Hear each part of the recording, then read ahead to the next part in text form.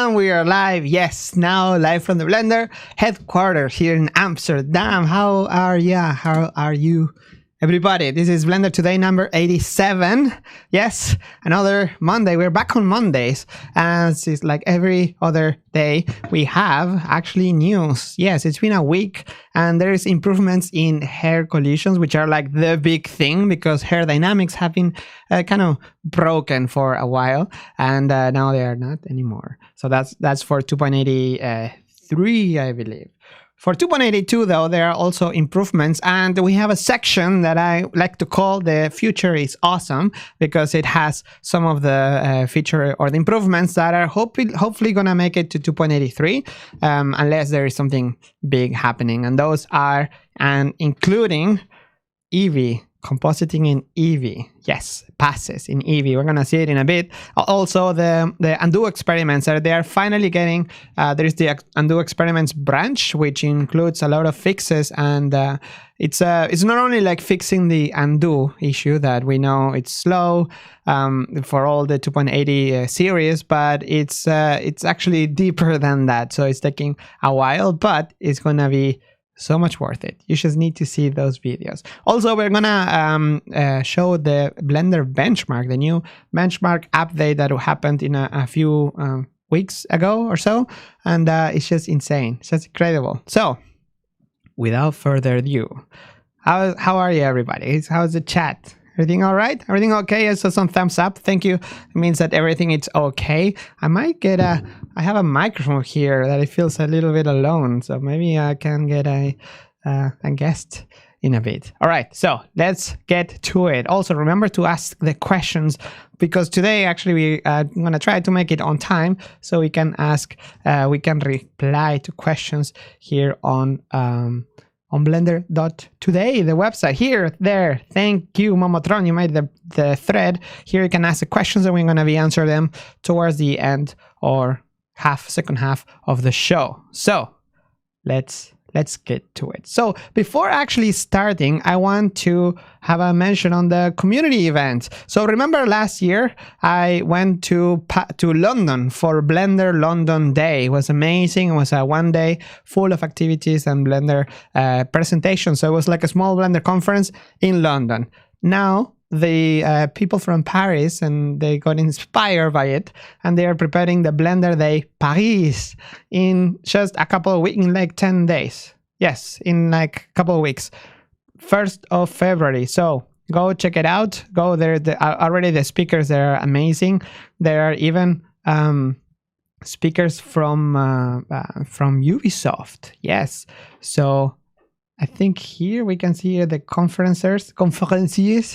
And then Julien Derour, amazing GLTF developer. Pierre, he gave a presentation at the Blender conference from Ubisoft. They're using Blender there. So if you're in Mathieu also, so if you are in the Paris area or just want to hang out with other Blender French speaking from the community, members from the community, make sure you check it out.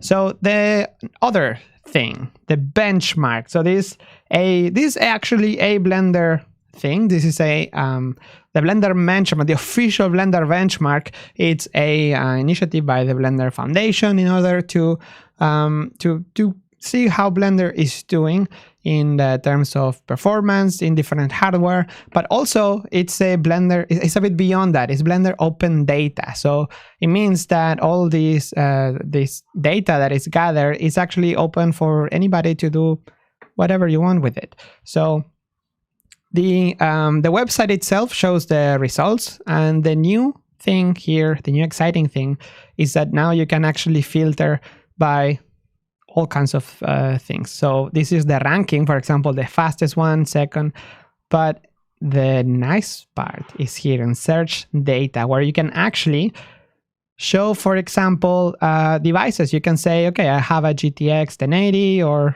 just specific devices, or you can just do, okay, CUDA. We know CUDA, it's old NVIDIA graphics cards, for example. Rendering, for example, the benchmark of Coro. Then we have many. There is the VMW, the Classroom. Those are the most popular ones. But say I want to check how is Coro doing, and I want to group it by operating system, and let's see how it shows. So it shows that in Linux it takes 557 seconds in median, but that doesn't say a lot actually, because this is in every Blender version. So if you also filter by Blender version, you can see that this Koro, this character from Caminando, is actually rendering different in depending on the Blender version that you check.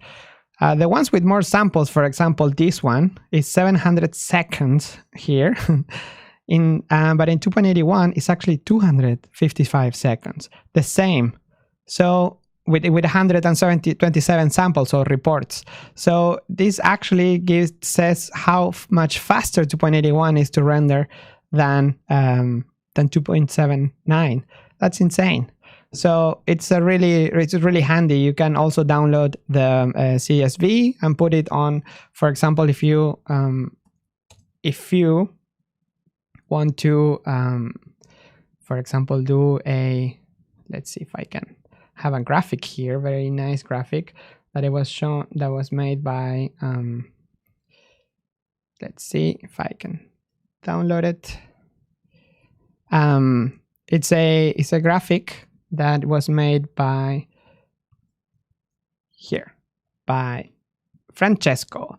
So with this data that you download from the website, the CSV, just put it on Google, like on Google Sheets, for example, and you can make your own graphics with that. And it's pretty interesting to see how everything evolves. Also, if you are looking into getting a new graphics card, you can also use this one as a reference, for example. But remember to filter by the operating system you use, and yeah, pretty nice. And here you can also see how much faster one operating system is against the other.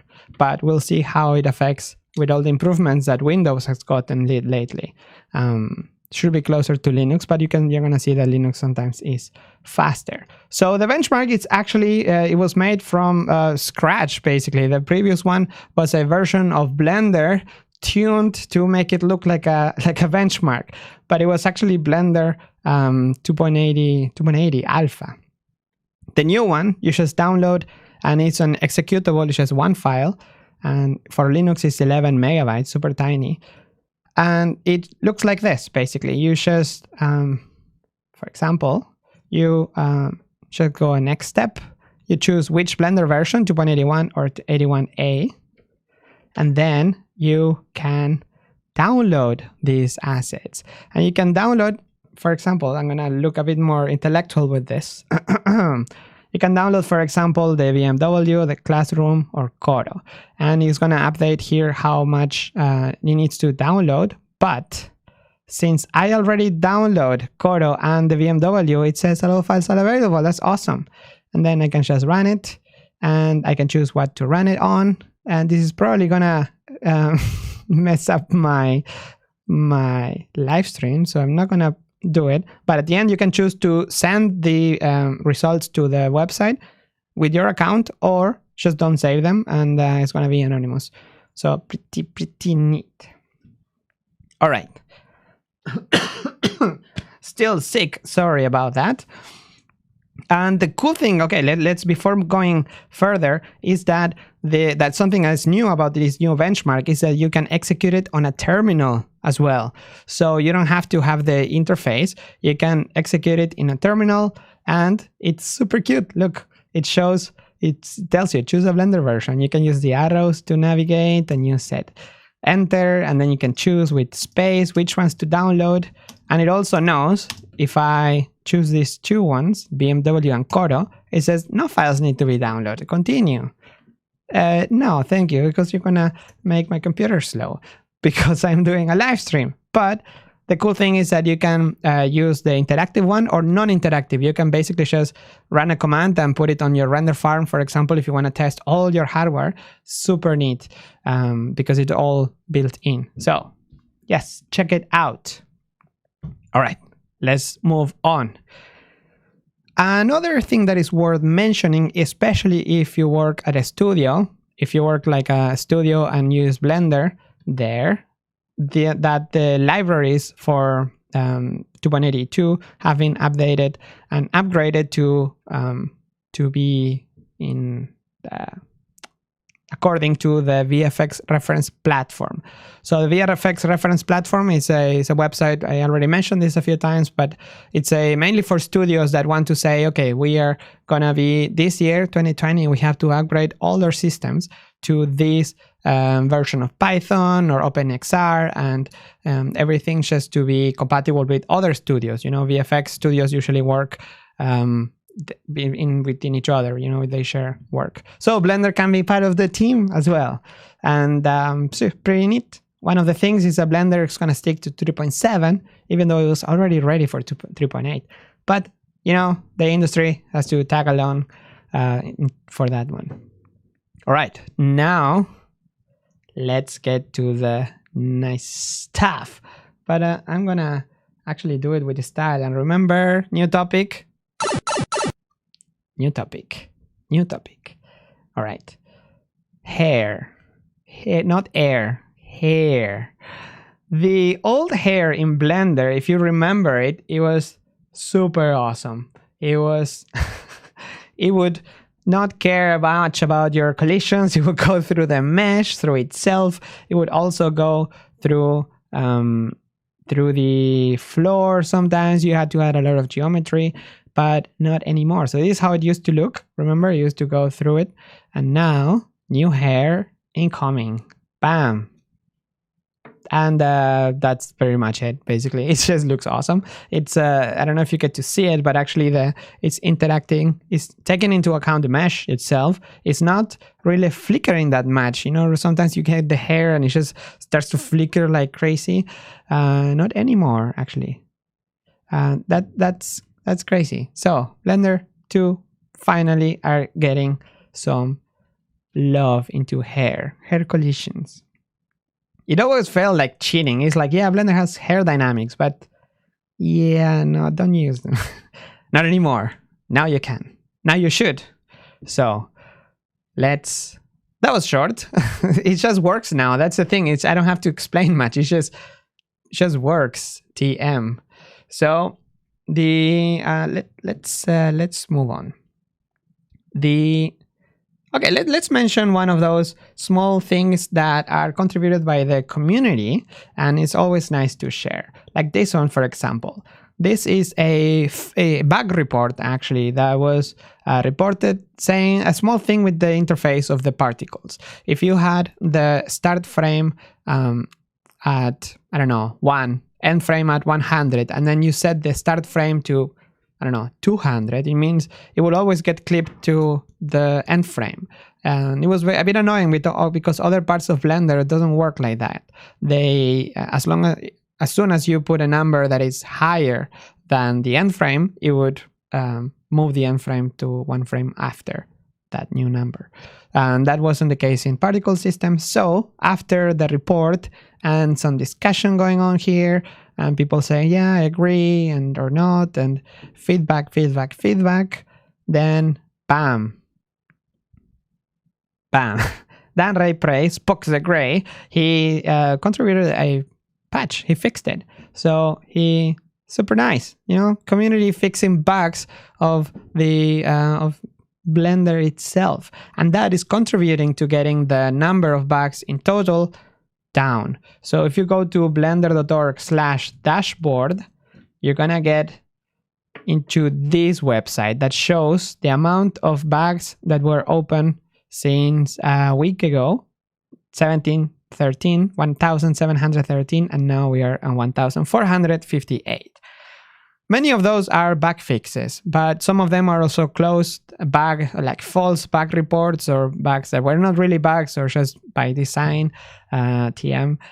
But most of it is basically about testing those bugs and seeing that actually they are bugs, or maybe they are planned to be fixed in the future. But actually, there are even many bug fixes. If you scroll down here, you're gonna find this boy here, the weekly live streams. You're gonna get this page where you can see what's going on. What is the current release? Because sometimes with so many releases, you cannot get lost. So hey, Blender 2.81 is the current release. You can download it or see what's new. Then what's next for Blender? Okay, Blender 2.82. When? February 2020. What is the status? It's in beta beacon 3, which means bug fixing only. You can also download it or go to the schedule and see what are the actual dates. These are updated by the developers, so it's a bit more up to date. So February 13th is the tentative date. Maybe it's a bit later, you know. It depends on many things. Documentation has to be updated. Many things. But around these dates are the ones that should be ready. Then what is afterwards? Well, 2.83, which you can also download, and it's available, hopefully, for release around May 2020. And the same, it's in Alpha Beacon 1. New features and changes. But to talk about development, who better than the boy himself, the manager, coordinator? What a good segue. Yes, you just came right in. I was talking about the curfew, actually, the tracker curfew. So, you remember how things are? I do. Hello. Do you remember him? This is Dalai Felinto. Dalai Felinto is going to show up here. At the Felinto. I need to add your advertisement here. So, Dalai takes care of managing the whole Blender project, basically, with, development. Nathan doing release management and Brecht helping the part of the code architecture. The actual code architecture. Well, what's the matter at hand, Pablo? What's the matter at hand? What we're talking about the curfew? I was talking about how amazing. Because it's a segue actually from a fix by Dan Prey.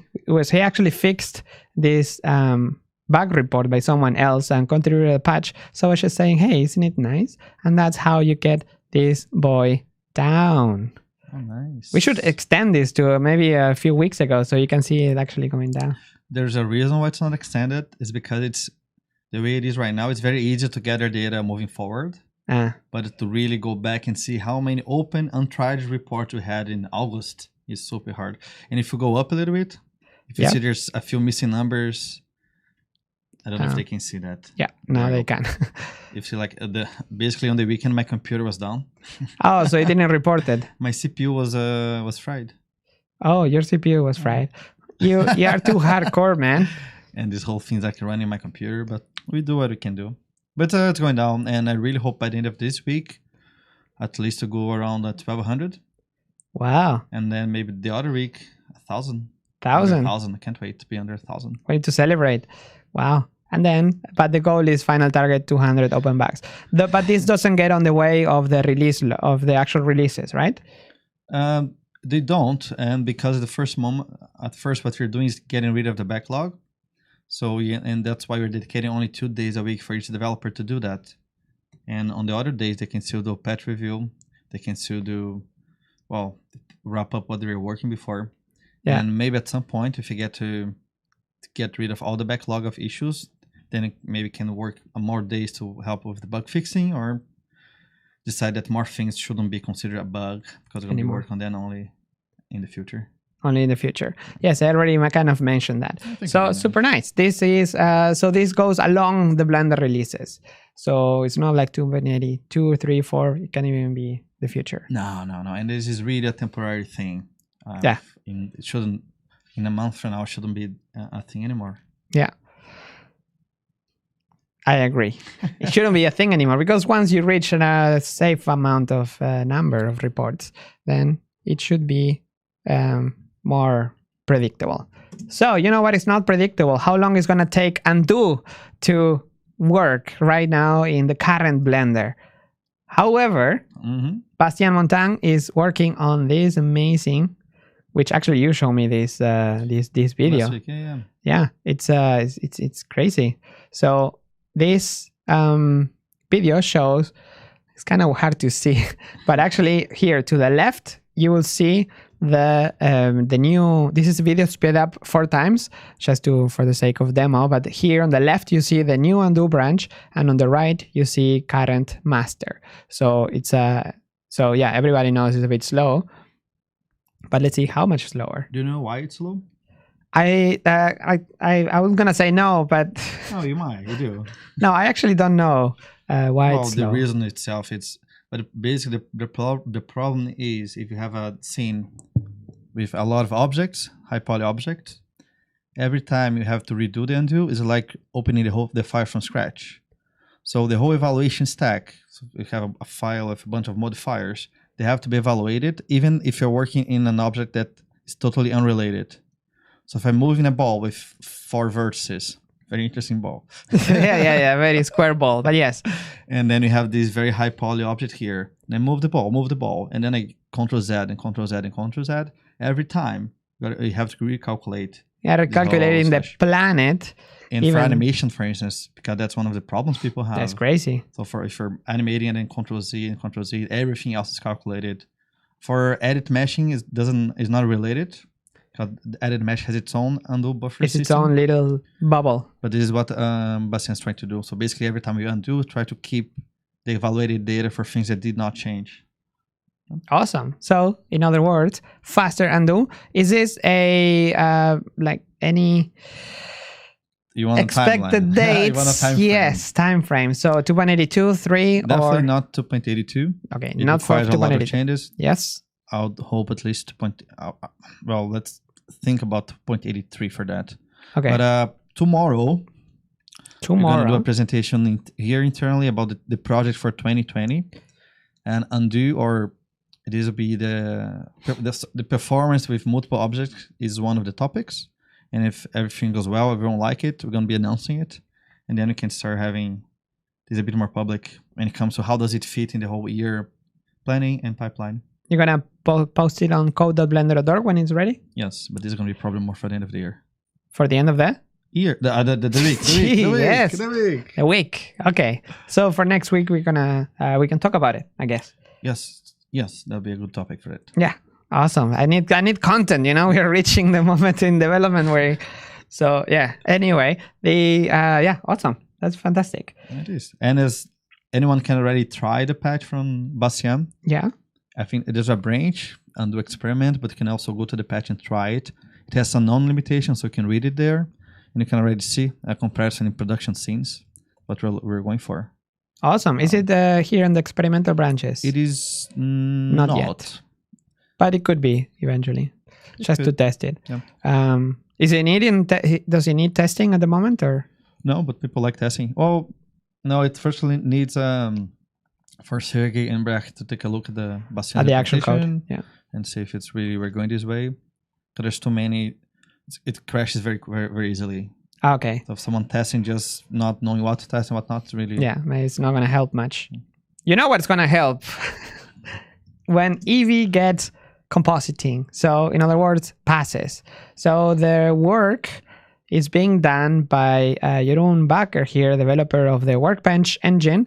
But he basically made it so you can render with EEVEE, pick the passes that you want, just like you would do for cycles, for example, and basically just render them, and then you get it available on the render layer.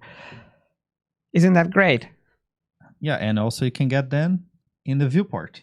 Oh, that's even great. Actually, that was the segue. I was going to ask you, that's great. You know what's even greater is that you can actually, here's the demo that you can actually mix all the passes to get the combine, but also this should be available in the viewport. So the same way you can preview passes in cycles, you can also do it now on I like that we had this on EEVEE right in the beginning with Ctrl-Alt-D for debugging and then -300.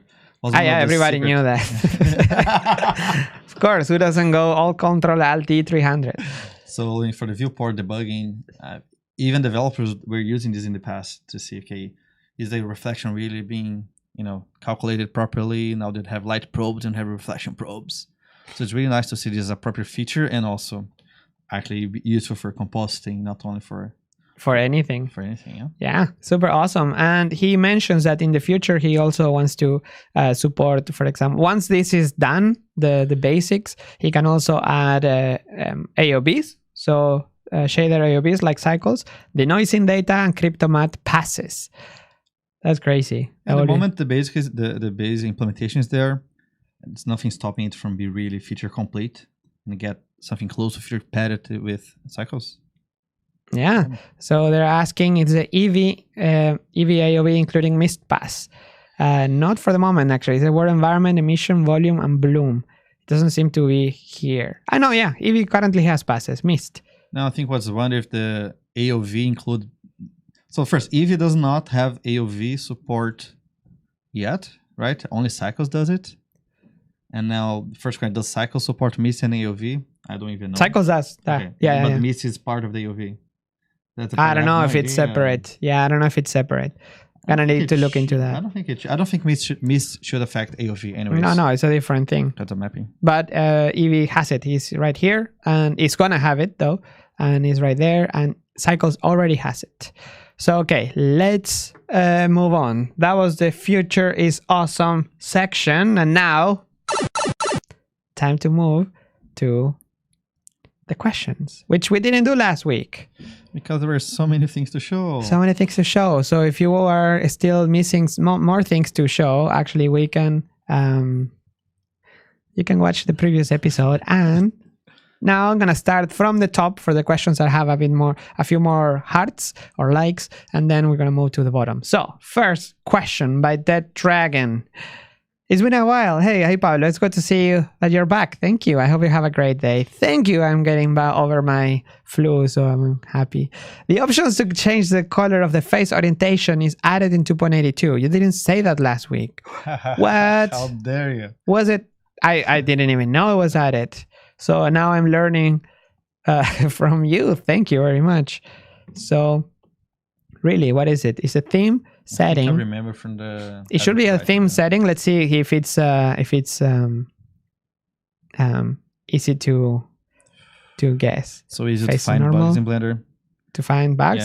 Yeah, you're supposed to have everything with capital letters. Yeah. Each letter, and you see a few of those cases like last selected point, align handle, color. That's how you find the new. Oh, there you go. Here, face orientation back and forth. So, for example, if I make this face point the other direction, and then I enable the face orientation, I can choose from the user preferences theme 3D view. You can change the color or make it transparent. Yes. So if you want to maybe emulate Blender 2.7, I guess, I will just go the alpha 0, and then this I'm gonna make it black. So it would be like Blender, Blender 2.79 ish. Can I change to some random color? No, just. You can change some random colors. Yes. We are live, by the way. Take your time. I just cannot find it, so never mind. Which one? Put the good old SketchUp colors. SketchUp color. Oh, SketchUp. That's purple and orange. Eek. Those were the colors. SketchUp. Yeah, but really good though. To see contrast. Yeah. So now you can change it. Thank you very much, The Dragon, for sharing this news. I missed that patch. So pretty nice. Any update on the asset manager for Blender? Yes and no.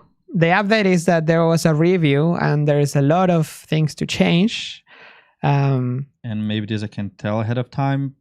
It's one of the projects for this year for sure. And it's going to need a very well-defined design. So we're even calling Asset Manager Basics to make sure the basics were implemented and agreed on. Ton might even be the commissioner. The person overseeing the project and making sure it. Ton Rosendahl. Oh, wow. Okay, I trust Commissioner is like the client for the project. Someone that's going to sign off and say, okay, exactly delivering the vision that or the use case you'd had in mind. Pretty nice. Well, stay tuned. Stay tuned. Sudo Blenux asks, hi again, Pablo. Any news on better UV features coming and adding the edge slide feature to be able to use the snapping system? So those are two questions. The edge slide, I didn't know it didn't work with the snapping. Some features do. Maybe some of the features for the UV are not using the snapping system. So what about the UV editor? Do you think there will be any features coming up soon? Is there any developer? Recently, we did get support for tools in the UV editor, image editor. Ah, yeah, it's true. And that opens up a world of possibilities for other people to contribute to it. These tools. Yep. So now, now that this system is actually in place, it means that other people can help contributing new tools for it. Yeah. It's not in the agenda for the main developers, but it's an area that's not orphan either. So if someone is contributing, there's going to be someone to review it. Exactly. It's not orphan. No orphan. Is there any area that is orphan in Blender? Texture nodes? Texture nodes, dynamic fluid. Dynamic paint. Dynamic paint. I could probably come up with 202. Okay, listen. Next, Radu says, "Hey Pablo, are you planning new UVs? Oh, again, texel density tool, align multiple UV edges."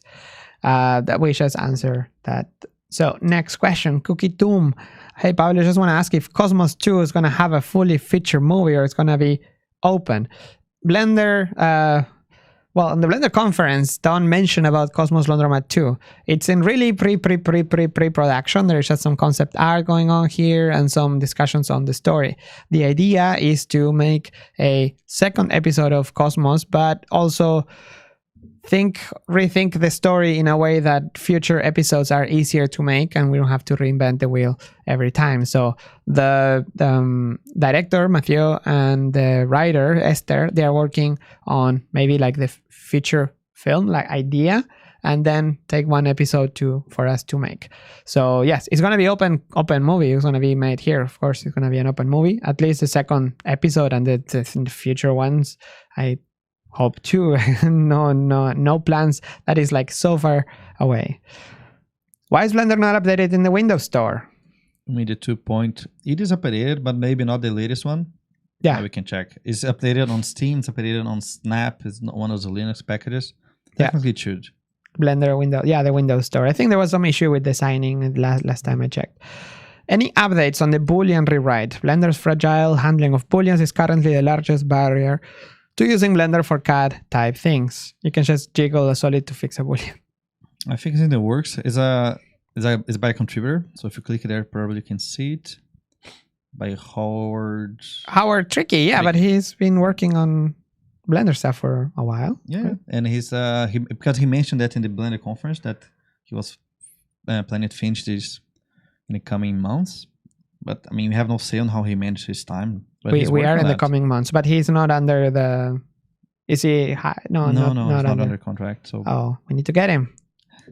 Join the Blender. The code the fan.blender.org. Fan.blender.org.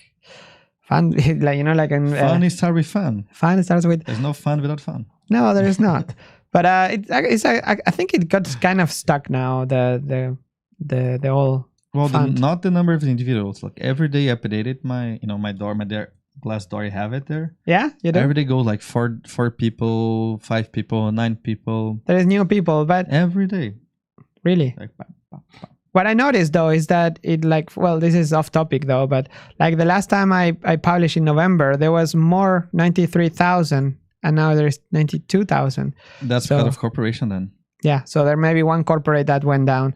So like even this one, it was 94,000. But individuals, they're going with 3,300. And now we have less. So it's way more individuals. So every single day, because I do check this every single day. I check the bugs going down and the funding going up. That's nice. That's a nice. Yeah. Next, Amus asks any updates on? I already mentioned this. The PK Go is asking, why aren't the auto keying, graph editor, and keying sets simplified in Blender? Why can't they made to work like any other 3D application software? Especially for people who wants to think to work straight up and without fiddling with the setting. I don't get it. I don't get That's it not either. A good description of a like in any other 3D animation softwares. I don't have a reference, and especially for people who wants to think straight up without fiddling. I don't know exactly. I'm not familiar with that. I had conversation with some users who tried it, but in the end, it's how Blender does things by default. I know you guys don't have a full team working on animation tools. Well, actually, there is a developer now working on animation tools full time. Different. But at least the basic concept should be similar. Please report it on Blender, like mention it on social media, on Blender chat or Blender Dev Talk, no, but Tim is not working full time on animation though. He's helping coordinating the animation model, and he works more on the USD and Alembic at the moment. But then you have Sebastian Parber as well working there. And have a lot of optimization for animation in the plan for this year, including animation playback, the play blast, motion tools. Depends on what the profiling is going to give us, but we are definitely working the animations as a whole, as a module. But the animation pipeline is intended to be tackled in the whole Animation 2020. Hey, we are in 2020. Oh my gosh. Project formally now we have to make it. All right. But yeah, please make more noise. I mean, it's some Blender artists. I don't hang out at Blender artists. I don't know other developers, but maybe hang out in the chat, Blender.Chat. All right, next question by Reanimate. Hi, Pablo. Is there any plan to improve the performance of the texture viewer and texture painting for high-res textures? Currently, Blender, when displaying high-res textures, 10 by 10, the UV editor becomes very slow. Also, for texture painting, when to paint textures for resolution more than 2K. I think that's something that... These are things that Pablo Barro also was working, because he was moving the image editor to... I think he's done working. The draw manager. It depends on when you notice the lag you mentioned. Yeah, because it should be already much faster in the newer, like 2.82. It should be much faster for texture. But I don't think what he did influenced texture painting. Not the painting, but more the displaying. Because I'm thinking about the first part. But Pablo Navarro is gonna work. He's wrapping up the Sculpt Tools improvements, and he's now working on vertex painting and texture painting, the brush system, and a whole lot of things. Next question by Eric Howe. Do you want to ask a question? Hello, Pablo. Hey. Hi. I want to ask about the everything nodes. In terms of modeling nodes, which add-ons will more likely be merged into the main branch?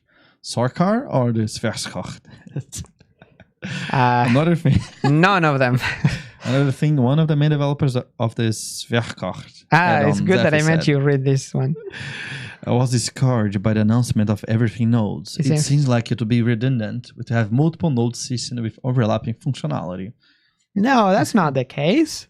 The developer of everything nodes made animation nodes, and he himself said that they're not overlapping, because at the moment everything nodes is everything, right? So it's from modifiers to he's now working on the particle system, and it's a different system than animation nodes, so they don't overlap. So if the developer of animation nodes is making everything nodes and they say they don't overlap, I believe him. Yeah, but I take his word for granted as well. Yeah. There's a second question there, but do we take 2 questions in one? Waiting for the feature of adding modifiers to a collection level. Overrides. Yeah. Keep waiting. Right. I'd love to have that as well. This is what we call dynamic overrides in the past. But is that until the library overrides are finished, which we work on that, I don't think we will revisit it any soon. Oh. Yeah, that's... But... I was working on that myself. I love it. So concerned to be back in the agenda. Damian asks, hi Pablo, how was your vacation? It was really well. It was amazing. I was like crossing rivers with water up to my knees, and summer long days. And I came back to winter. 3 long days, right? Until 11. Really, 11, 12 in the midnight. And you can see light in the horizon. It was just awesome. And summer. And Christmas. How good can you get it? Let's all move to the southern hemisphere. I miss Patagonia. It's okay. So I moved to London to work and live right between the last 2 Blender live shows. Awesome. Yay. Congratulations with Blender 2.83 Alpha. My question these times are, might be annoying to hear over and over again, but when could we get VDV import and export? You'll be glad to know, Damian, that is planned for this year. Brecht wants to work on that as a volume type object. Yep. Volume object type, volume time map. And that would include handling open VDB data. Oh. I'm not sure about exporting though, but definitely importing it and be able to render it. Awesome. So you heard it first. Blender Today. VDB, VOV, Next week we do the official announcements, but I think it's fine to spoil. Yeah, it's fine. Some spoilers. You know that what you see here is most of the time right, but it can be a bit too soon. All right, second question. It's a little annoying that the rigid body needs the mesh origin to be always in the geometric center. Could we have custom collision shapes for the rigid body? We could, but I don't know who is working on that. I know Sebastian Parbo was helping here and there with clove simulation modifier, but this is a part of the physics system which is not orphan, but a lot of this is on hold. So I can add as a feature on request on the right mouse button selection, but yeah, I don't. We don't have that many developers doing physics at the moment with the current system, but we do have two of the current hired developers, the two Sebastians. They're both graduated in physics, and one of them did the MetaFlow thing. Over time, they can help make sure the other part of physics and Blenders are also up to date with what people expect. Sebastians unite.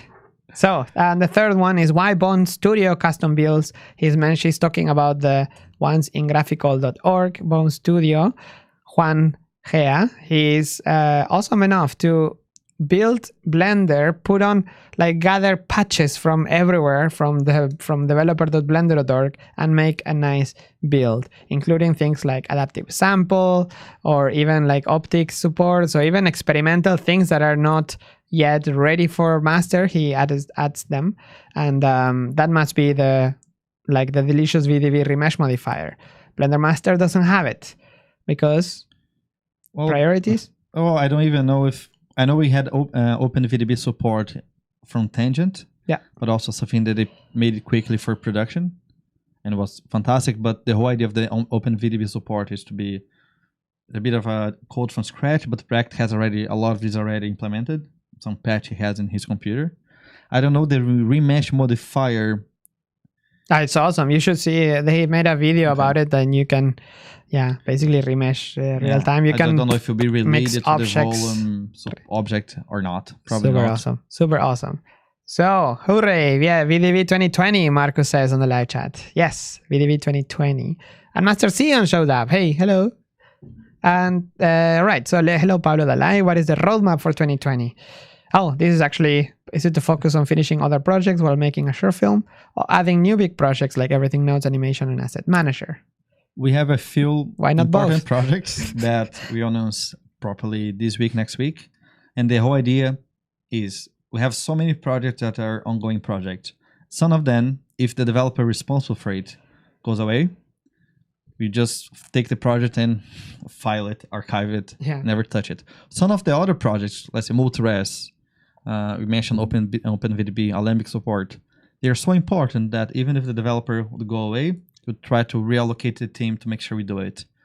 So for 2020, we're going to make sure that some of those, those main projects are delivered, leaving room for the developers to work on the nice to have projects. Yeah. But one of the main focus, I would say, is polishing to wrap up the 2.80 project. It won't be finished this year. But there's so many things we promised to have that we delivered that they're still not working at a production level, that I'd really like to focus on that. Yeah. And short film, yes, Cosmos, hopefully. And another little project that it's a surprise. It hasn't been announced yet, but it's a very short film by Hjalti and will be on the Blender Cloud. Oh. But yeah, that hasn't been announced yet. So you heard it first here. All right. Well, actually, we reached the ones with 0, so we have to be fair, we have to go to the bottom and read from the bottom because they were the first to post. So, Mileporte asks, procedural modeling, animation nodes, again, function nodes. Can you finally help us to come clean along all these projects? Do you know which among them will be the final framework for procedural modeling in Blender? Well, from all of those, function nodes is part of everything nodes, and that's it. Because the other ones are independent projects. Sorcar, Svershock, animation nodes, even though it's made by the same developer as everything, as function nodes, they're all independent projects, are more like a proof of concept, I would say. And the idea and the goal of everything nodes is that everything is built in Blender as much as possible for speed, mainly. Yes. So, next. Again, and I think they're all related to the same. When creating a rigid body, I noticed that an option is missing. Did I miss it, or is it a lacking feature? That says a lacking feature. Lacking feature, yes, I think so. I don't know what you mean by missing, but... Next question, Cobra says, Hello, Pablo. Any plans to improve weight painting, new algorithm, loop selection for vertices, for percentage presets for vertex groups, blah, blah, blah, yada, yada, yada. In the past few weeks, I've been learning rigging Blender. How much do we want to go there? Blah, blah, blah, blah, blah, blah, blah, blah, blah. So many questions, Pablo. Any plans to improve all of this in Blender? Sorry. All right. In the past few weeks, I've been learning rigging in Blender. Not much recent learning materials, but it was fun. Are there any plans to expand beyond constraint and drivers? Learning materials. Yes, on the cloud. Yes, on the cloud. Part of the rigging the rain character. Actually, it's gonna have its own training. And part of the new project that you hinted at, the short one they're doing, it's also building a lot on top of the animation pipeline. And are they using EEVEE? I don't even know. Don't mention about the non-public project yet. Will EEVEE get real-time displacement and tessellation in the viewport? Not that I know for the time being. It's not planned. No, I think optimizations and it's priority right at the moment. And the EEVEE developer is actually helping out Antonio Vazquez. So Clement is helping Antonio. Their team up Grease Pencil EEVEE to become to refactor Grease Pencil so it can know about EEVEE and vice versa. So it can be lit by lights from EEVEE, or it can project, cast shadows. And it's going to be for 2.84, I believe. 84. Because a lot of this is already in a branch. Yeah. But they want a whole release cycle to test and see how stable it is. That's responsible. I like that. So next question, Dragos. The possibility of a button that maps the viewport button hold from middle mouse button to the right mouse button is implemented while still keeping the right click for my original thread. I don't know if it's a question. It's a suggestion. It's a suggestion. Yes.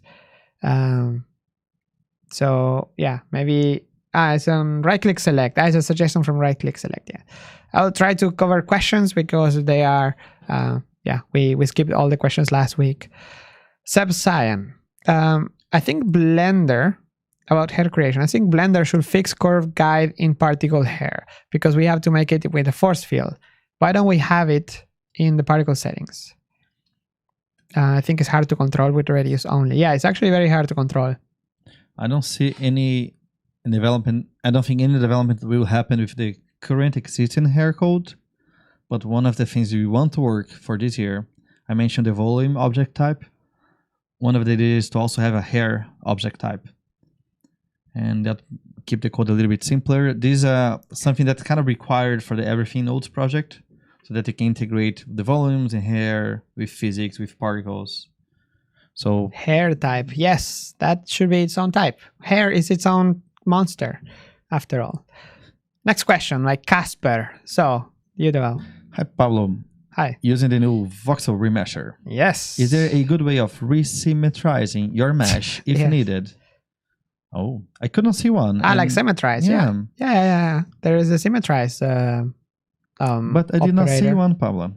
You did not see one. Okay, you can search symmetrize. There you go. How to keep it symmetric. Yes. And it's not fun to go to edit mode and manually mirror. Of course not. Yeah, just go to the symmetrizer. Yes, symmetrizer by Campbell Barton. Next.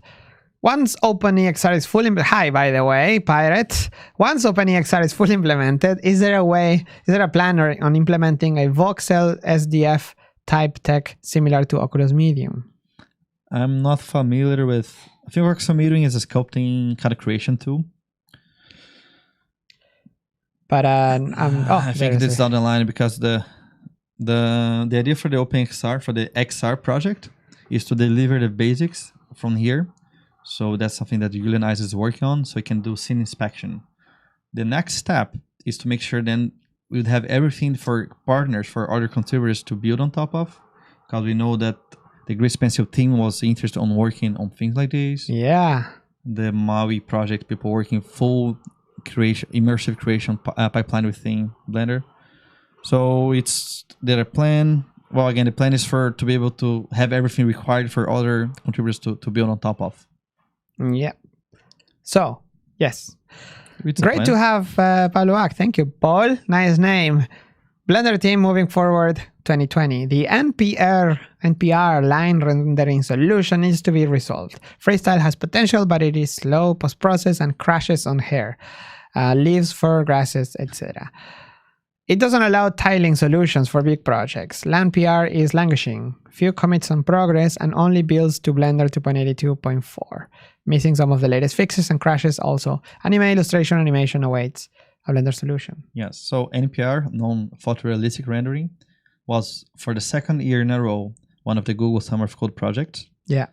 And it got it quite far. And it's very interesting. I don't know, you didn't mention that I lost my body. We forgot last week about that. Oh, yeah. I lost my body. Because it's the very first. Sorry. No, go ahead.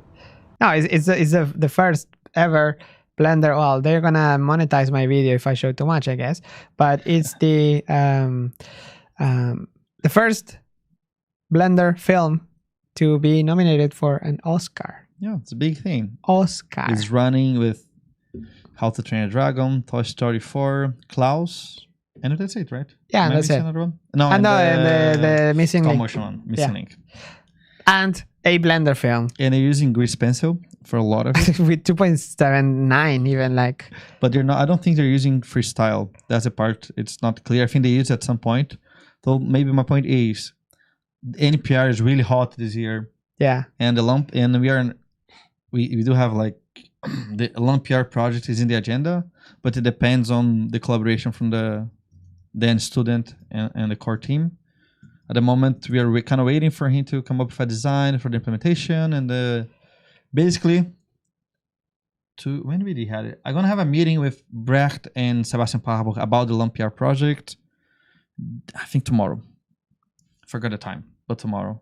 So next week we're gonna talk about it. We're gonna have next week we can talk about it. But yes, also a big fan of NPR. And I'm leaving 2 minutes. Oh, you're actually leaving? Yeah, because Dalai is in the directing in Spanish. Well, you put him in a tough situation. Now you have to choose. But I have to go to the developer meeting. In 1 hour at 7, I'm gonna start a Spanish live stream. So you're welcome to join. But you don't have to. I know it's pretty busy. Yeah, I was moving this week. Time. Oh yeah, you're moving. All right. So thank you very much. Thank you for staying around. Thank you for keeping us up to date. Just have to run because we have the weekly developer meeting online on Blender chat. Yeah. He actually has to work. It's 6 p.m. and taking notes and everything. Yes. So thank you for your questions. See you next time. See you next time. I'm gonna be here all week, so just drop by. Maybe we can see you tomorrow, next Monday. All right. Bye-bye. All right, I'm gonna lower the volume here. And this is a solo. Well, actually, it's already 6 p.m. But let's do a few more questions. Maybe I managed to cover a few. And let's call it. So thank you, Dalai. He's gone already now. Thank you, Dalai. But you're probably gonna watch this later. Anyway, so I think that actually we covered all of the questions that we had, and it's already 6 before I updated the page. So welcome back. Thank you, Brett. And Dalai is going to be in the Spanish, probably not. Going to be by myself. In case you didn't know and you speak Spanish, by the way, you can go to youtube.com Blender Hoy, and this is the same as Blender.Today, but in Spanish. And I'm going to make the same, but in Spanish. Anyway, next, it's possible to add a feature to save all the render passes separately, each one in an image for post-production. Yes, add a feature to save. Yes, there is a feature already, and it's called a file output node. So basically, when you're doing compositing, you can have output, file output, and in this file output, you can go crazy. You can really enable all the passes, like inputs that you want. You can say which passes, for example, you can specify to be an OpenEXR, and you can connect any of your passes from here and export them to a file. So that is pretty neat. And that's it. That's how I would do. And this is how we actually did compositing for Spring Open Movie projects. All right. Cool. 6 o'clock. Let's call it a day. Thank you for staying until the end. I had a pleasure to be here. Is anybody hardcore enough to recognize this t-shirt? If you recognize this t-shirt, it means you've been around the community for a while. Maybe this helps. Yo, Frankie, the only Blender open game project that was done at the Blender studio so many years ago, 12 years ago. I'm getting old. But this is not getting old. The music that we're used to live. All right. Thank you, everybody. It's been amazing. It's awesome. It really helps to get over this winter, to meet up, to chat, hang out here every week. Let's do it again. Shall we? Next week at the same time? Yeah, why not? 5 p.m. And it was a pleasure to have you here. If you're wearing headphones, watch out, because in just a matter of seconds, I'm gonna blow your ear holes in 5, 4, 3, 2.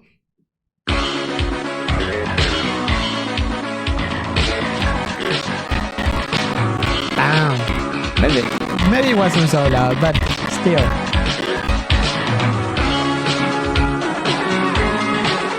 Thank you, everybody, for staying until the end. Let's do it again next week, same place, same time in Blender Today 88 already. Jeez. All right, bye. Ciao.